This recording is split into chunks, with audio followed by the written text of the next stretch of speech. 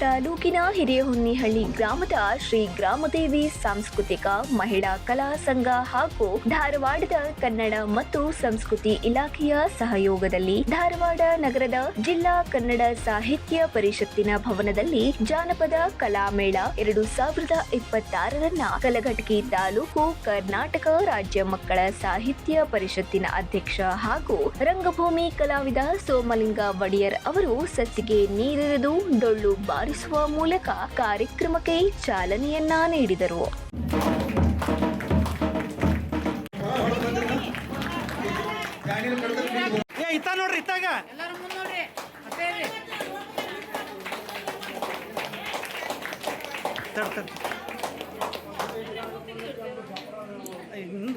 ಈ ವೇಳೆ ಮಾತನಾಡಿದ ಅವರು ಪ್ರತಿ ಗ್ರಾಮಗಳಲ್ಲಿ ಕೋಲಾಟ, ಹೆಜ್ಜೆ ಮೇಳ, ಜಗ್ಗಲಿಗಿ, ಡೊಳ್ಳು, ಭಜನ, ಕರಡಿ ಮೇಳ ಮುಂತಾದ ದೇಶೀಯ ಕಲಾ ಪ್ರಕಾರಗಳನ್ನು ಮುಂದಿನ ತಲೆಮಾರಿಗೆ ಪರಿಚಯಿಸುವ ಕೆಲಸ ನಿರಂತರ ಸಾಗಲಿ ಎಂದರು. ಜಾನಪದ ವಿದ್ವಾಂಸ ಸಂಘಟಕ ಎಕ್ಕೆರಪ್ಪ ನಡುವಿನ ಮನಿ ಕಲಾವಿದರು, ಸಂಗೀತಗಾರರು ಆಧುನಿಕತೆಯ ಭರಾಟೆಯಲ್ಲಿಯೂ ಸಂಪ್ರದಾಯ ಸಂಸ್ಕೃತಿ ಉಳಿಸುವಲ್ಲಿ ಶ್ರಮಿಸುತ್ತಿದ್ದು ಜನರ ಪ್ರೋತ್ಸಾಹವು ಪ್ರಮುಖವಾಗಿದೆ ಎಂದರು.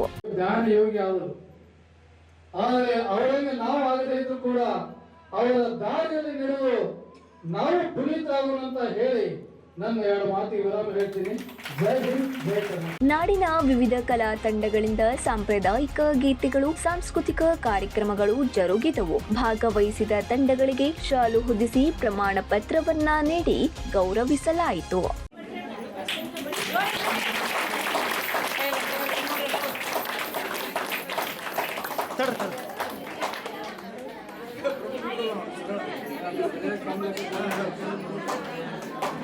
ಸಂಘದ ಅಧ್ಯಕ್ಷೆ ಗಂಗವ್ವ ಪೂಜಾರ್, ಉಪಾಧ್ಯಕ್ಷೆ ಶಾಂತವ್ವ ಮಾದಿ, ಕಾಸರಗೋಡು ಕನ್ನಡ ಭವನದ ಜಿಲ್ಲಾಧ್ಯಕ್ಷ ಪ್ರಭುಲಿಂಗ ರಂಗಾಪುರ, ಕರ್ನಾಟಕ ಸಂಗ್ರಾಮ ಸೇನೆಯ ತಾಲೂಕಾಧ್ಯಕ್ಷ ಸಾತಪ್ಪ ಕುಂಕೂರು, ಕನ್ನಡ ಜಾನಪದ ಪರಿಷತ್ತಿನ ಅಧ್ಯಕ್ಷ ನಿಂಗಪ್ಪ ದೊಡ್ಡ ಪೂಜಾರ್ ಸೇರಿದಂತೆ ಶ್ರೀ ಗ್ರಾಮದೇವಿ ಸಾಂಸ್ಕೃತಿಕ ಮಹಿಳಾ ಕಲಾ ಸಂಘದ ಸದಸ್ಯರು ಉಪಸ್ಥಿತರಿದ್ದರು.